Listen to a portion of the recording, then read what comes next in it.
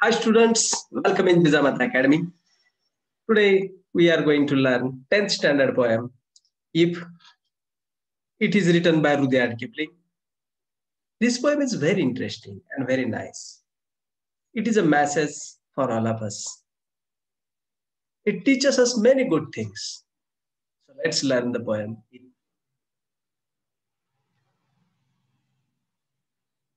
First of all, we will learn a little information about Rudyard Kipling. Rudyard Kipling was an English journalist, short story writer, poet and novelist.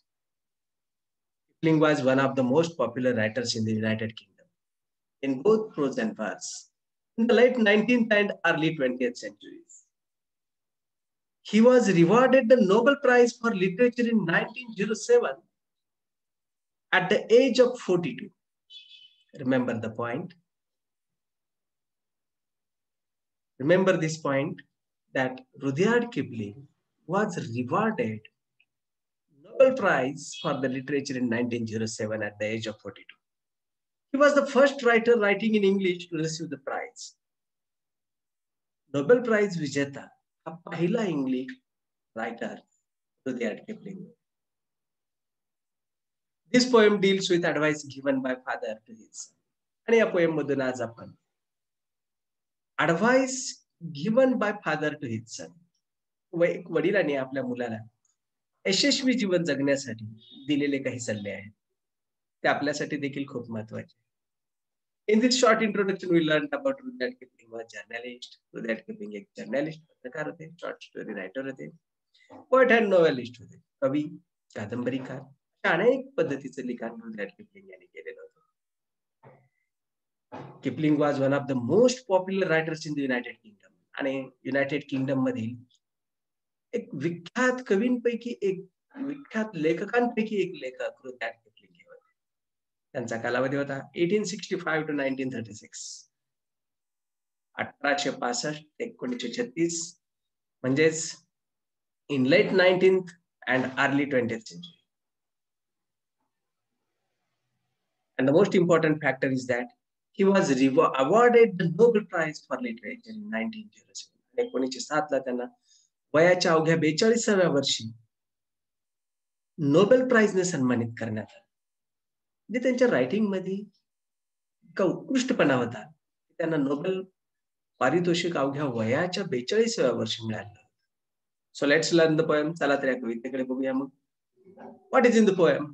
So let's learn. If you can keep your head when all about you are losing theirs and blaming it on. Rudyard Kipling telling us. एक वडील या नात्याने रुdyard Kipling सांगतात त्यांच्या poetry मधून एक वडील आपल्या मुलांना कसं मार्गदर्शन करतात रुdyard Kipling या पोएम मधून सांगतात. जर if means जर if you can keep your head when all about you are losing theirs and blaming it on. तेव्हा सर्वजण आपलं संतुलन गमावतात आणि तुझ्यावरती राग काढायलेले असतात आणि तू त्या टायमाला जर शांत राहिलास if you can keep your head आणि त्या टायमाला जर तू तुझं डोकं शांत ठेवू शकला ज्यावेळेस सर्वजण तुला रागवत असतील तर खऱ्या अर्थाने तू यशस्वी आहेस. तर खऱ्या अर्थाने हे जग तुझं आहे आणि या जगातली प्रत्येक गोष्ट तुझी आहे. It is the message given by Rudyard Kipling. सुंदरसा मेसेज रुdyard Kipling आपल्याला सांगून जातं. इम्पॉर्टंट पॉइंट आहे की आपल्या आयुष्यामध्ये जेव्हा आपल्यावर इतर लोक रागवत असतात ते त्यांचा राग अनावर होतो त्यांना आणि आपल्यावर राग व्यक्त करतात आणि त्या टायमाला आपण शांत बसतो. तर खऱ्या अर्थाने हा आपला विषय आहे. रुdyard Kipling सुंदर मेसेज आपल्याला पोएट्रीच्या माध्यमातून देऊन जातात. Keep calm and don't lose your head. शांत राहा, राग व्यक्त करू नये. If you can trust yourself when all men doubt you. रुdyard Kipling सांगतात if you can trust yourself when all men doubt about you, but make allowance for their doubting too. रुdyard Kipling म्हणतात जेव्हा सर्वजण तुमच्यावर संशय घेतात ना त्यावेळेस तुम्ही ट्रस्ट युअरसेल्फ. जर तुम्ही स्वतःवर जर विश्वास ठेवू शकाल आणि त्याचबरोबर त्यांचा संशय देखील विचारात घेत असाल, तर खऱ्या अर्थाने जग अँड एव्हरीथिंग इन याच्यातली प्रत्येक गोष्ट तुमची. तर तुम्हाला ह्या जगाला आपलंसं करायचं असेल आणि यातली प्रत्येक गोष्ट आपली करायची असेल, तर रिमेंबर, ट्रस्ट युअरसेल्फ. स्वतःवर विश्वास ठेवा. त्याचबरोबर इतर लोक आपल्यावर का संशय घेतात याचा देखील विचार करा. If you can wait and not be tired by waiting, जर तुम्ही वेट करू शकत असाल, कुठल्याही ठिकाणी गेल्यानंतर तुम्ही काही करणार नसाल, वेट करू शकत असाल, not be tired by waiting, आणि वाट बघण्याने तुम्हाला कंटाळा येत नसेल, or being lied about, don't deal in lies. Being lied about, don't deal in lies. आणि जर खोटं बोललं जात असेल कुणी आणि तर तुम्ही त्यामध्ये जर सहभागी होत नसाल, don't deal in lies. Or being hated, don't give way to hating. आणि जर कुणी तिरस्कार करत असेल आणि तुम्ही तिरस्काराला मार्ग देत नसाल, तर खऱ्या अर्थाने लक्षात ठेवा. अगदी सुंदर शब्दांमध्ये कवी आपल्याला सांगतात की how to live and a don't look too good nor talk too nice. आणि एक गोष्ट लक्षात ठेवा, कधीही आपण खूप चांगले आहोत असं दाखवण्याचा प्रयत्न करू, चित्रात दाखवल्याप्रमाणे दुनिया आपल्याला ओळखते. आपण कितीही चांगले असलेल्याचा प्रयत्न दाखवण्याचा प्रयत्न करू नका. चांगलं वागा, दिखावा करू नका, किंवा मी खूप हुशार आहे असा दिखावा देखील करू नका. It is the message given by Rudyard Kipling, the father in the poem. या कवितेतील फादर, रुdyard किपलिंगच्या कवितेतील एक फादर आपल्याला एक मेसेज देऊन जातो की आपण हाऊ टू लिव्ह. जर आपण अशा पद्धतीने वागलं, definitely the world is our, हे जग आपलं आहे, अँड एव्हरीथिंग, यातली प्रत्येक गोष्ट. So remember this, if you can dream and not make dreams your master. If you can dream and not make dreams your master. जर तुम्ही स्वप्न बघू शकत असाल आणि स्वप्नांना तुमच्यावर प्रभुत्व गाजवू देत नसाल, तर खऱ्या अर्थाने जग. If you can dream and not make dreams your master, if you can think and not make thoughts your aim, आणि तुम्ही जर विचार करू शकत असाल पण विचारांना तुमच्यावर तुमचं ध्येय बनवू देत नसाल, तर खऱ्या अर्थाने. If you can meet with triumph and disaster and treat this two impostor just the same. Poet says, जर तुम्ही ट्रम्प अँड डिझास्टर, यश आणि अपयश, या दोन्ही गोष्टींना समानतेची वागणूक देत असाल, दोन्ही गोष्टी तुम्हाला समान वाटत असतील, and treat these two imposters just the same. आणि ह्या दोन गोष्टी actually poet says impostors to this, triumph and disaster, विजय आणि अपयश, हार, या दोन्ही गोष्टीला कवी इम्पोस्टर्स असं म्हणतो, फसव्या म्हणतो.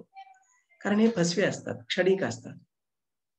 मग विजयी मिळाल्यानंतर अति आनंदही व्यक्त करण्याची गरज नाही आणि अपयश आल्यानंतर अति शोक हे करण्याची गरज नाही.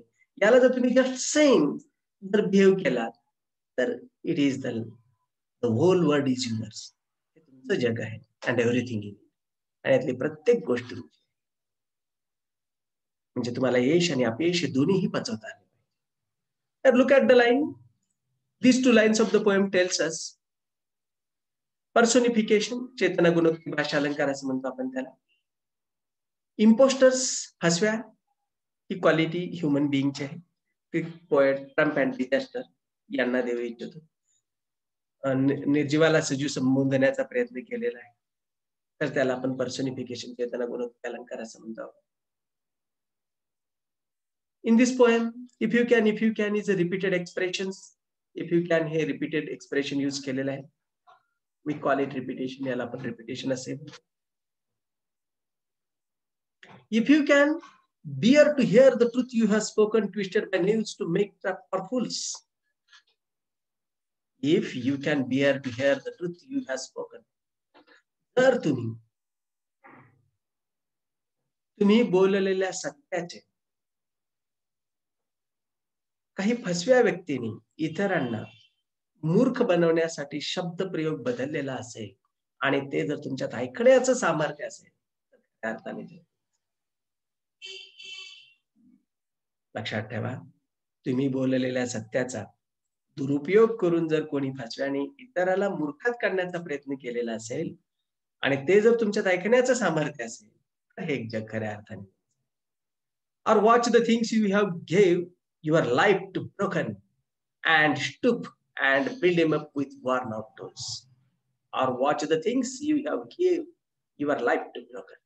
आणि अख्खं जीवनभर ज्या गोष्टीसाठी तुम्ही वेळ दिलाय आणि ती गोष्ट तुमच्या नजरेसमोर उद्ध्वस्त होताना जर तुम्ही पाहत असाल, पाहू शकत असाल आणि पुन्हा नव्याने stoop and build him up with worn out tools आणि उरलेल्या गोष्टीच्या मदतीने नव्याने जग सुरू करण्याचा प्रयत्न करत असाल तर खऱ्या अर्थाने जग तुमचं.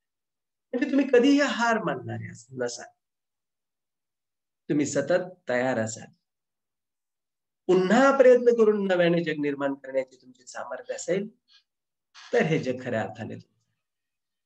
कितीही नुकसान झाले तर हताश निराश न होता आता काय शिल्लक आहे त्या शिल्लक असणाऱ्या गोष्टीने जर पुन्हा नव्याने तुम्ही तुमच्या जीवनाला सुरुवात करत असाल तर हे जग खऱ्या अर्थाने. These beautiful lines tells us how to live in the life. या सुंदर लाईन्स आपल्याला सांगतात की जीवनात कसं जगायचं. It is fact. थोडा विचार करून बघा किती सत्यता आहे या वाक्यांमध्ये. स्वप्नांच्या आहारी जायचं नाही, विचारांनाच ध्येय करून जायचं नाही, यश अपयश समानतेने वागणूक द्यायची, सत्य ऐकण्याचं सामर्थ्य ठेवायचं आणि कितीही मोठं नुकसान झालं तर नव्याने जीवनाची सुरुवात करायची. आणि हे एवढं सगळं जर आपल्यात क्वालिटी असतील तर definitely the world is our. नक्कीच मग हे जग आपलं आहे. कवीने अशा सुंदर अर्थाने जीवनाचा एक सुंदर मेसेज आपल्याला प्रेमच्या माध्यमातून देण्याचा प्रयत्न केला. If you can talk with crowds and keep your virtue. जर तुम्ही क्राउड्स जमावाला एखाद्या मार्गदर्शन करत असाल, गर्दीमध्ये बोलत असाल, इतके मोठे झालेले असाल की लोक तुमचे ऐकत असतील पण तरीही तुम्ही कीप युअर व्हर्च्यू सद्गुण जर तुमचा जतन करत असाल तर खऱ्या अर्थाने जग. और walk with Kings nor lose the common touch.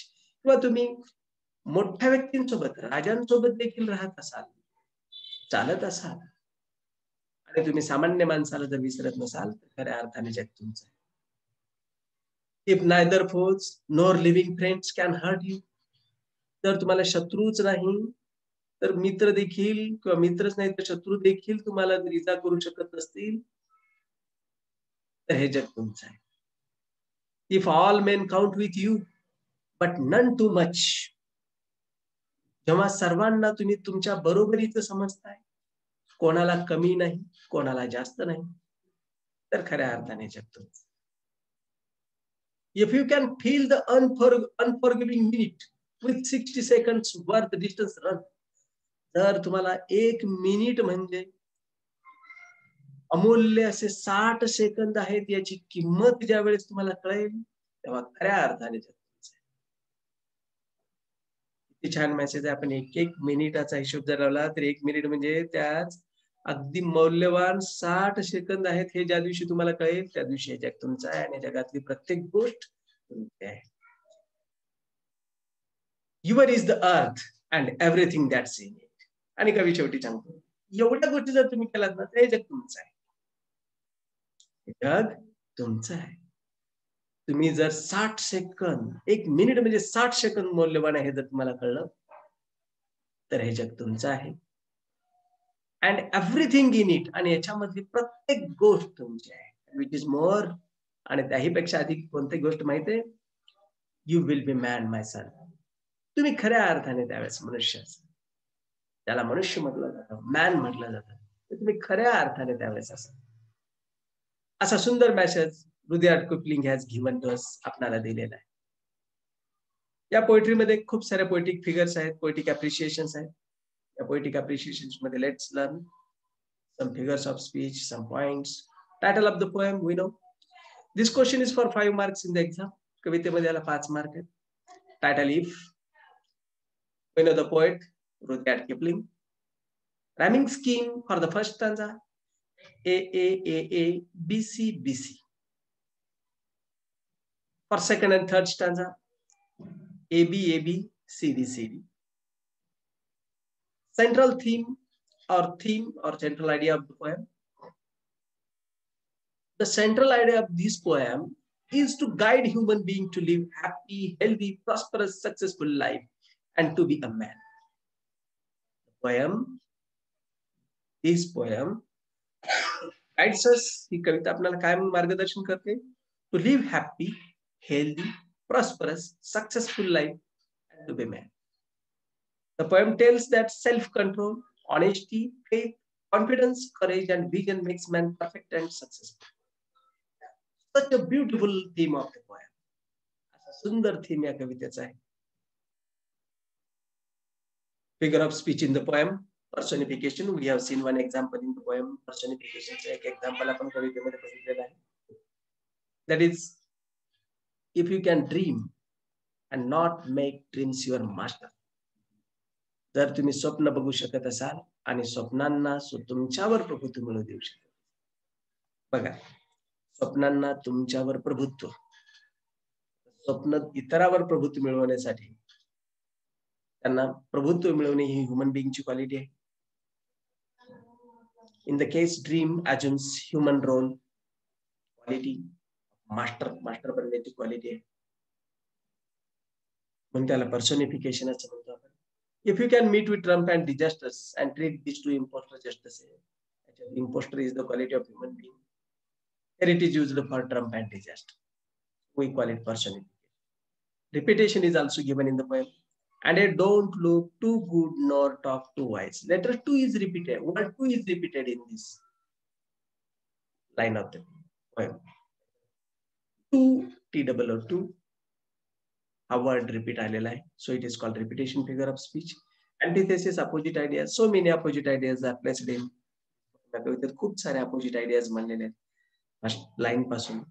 If you can keep your head when all about are losing theirs and blaming it on. या लाईन मध्ये देखील antithesis आहे. इतरांनी राग व्यक्त करताना तुम्ही शांत बसायचं. त्याला विरोधाभास असं म्हणतात. Antithesis चे example, if you can keep your head when all about you are losing theirs. Alliteration, कवितेमध्ये alliteration चे example देखील दिलेले आहे. With worn out tools नावाची एक लाईन आहे, त्याच्यामध्ये letter W is repeated, so you call it alliteration figure. मध्ये कवितेमध्ये figure of speech आपल्याला देण्यात आले.